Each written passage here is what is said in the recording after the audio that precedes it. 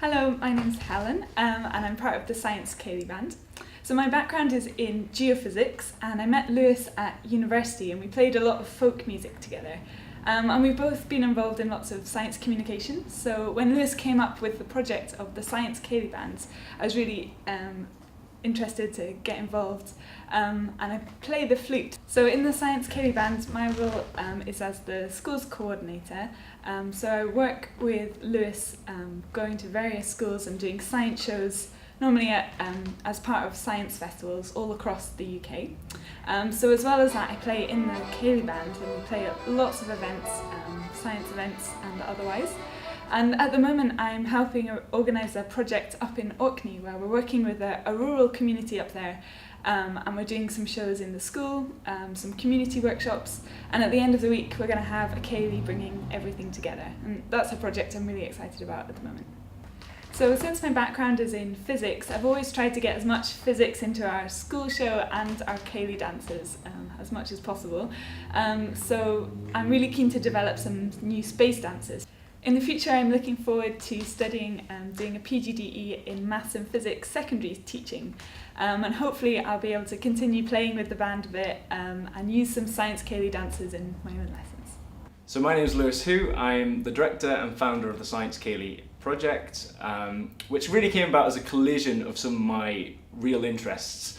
So my background is in neuroscience. I can prove that because I do have a 3D printout of my brain from my MRI scan, not to size before anyone says anything.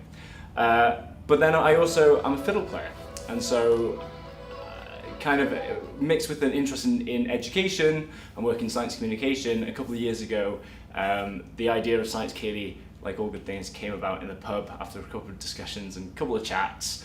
I'm really looking at the philosophy of folk music. So in folk music and playing traditional music, there's this real idea that everyone can participate.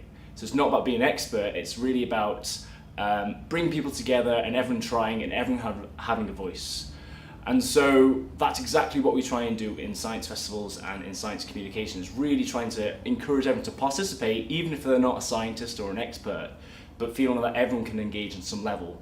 And so with that kind of philosophy in mind and the idea of a dashing white blood cell coming up as a pun, that pretty much sealed our fate and the Science Ceilidh was born. So as the Science Ceilidh, we were actually a band before that, so very often me and Helen and Gary and Lewis, the other Lewis, played together music, and so we work as a Ceilidh band, but as well as our school program and our school education work is really, really fundamental to a lot of the work we're doing, working with young people and teachers, with the curriculum and interdisciplinary learning, but we're also really passionate about working with adult community groups. And that's particularly community groups that might not normally be interested in science, but they might actually be interested in creative arts or traditional music. And we use the arts and we use dance and we use poetry and spoken word as a way of bridging and building a relationship with these communities to then discuss things like dementia or Alzheimer's or the general science behind everyday life. So it's really, really important to us. It's not just for young people, even though that's really fundamental. And I guess some of my favourite projects have been working with really diverse kind of range of backgrounds of people. We did a project relatively recently called the New Scots Ceilidh, and that was working with the Edinburgh refugee community and the local Syrian and Kurdish communities. And that was really, a really meaningful project for us to kind of have a long-term set of workshops and collaborate with essentially community groups that already work with these communities and building on those relationships and actually doing a Ceilidh together and sharing local Syrian Kurdish dancers at the Ceilidh as much as then also kind of sharing our Scottish Ceilidhs and certainly our more science-themed new dancers as well. So that's been a really fulfilling project.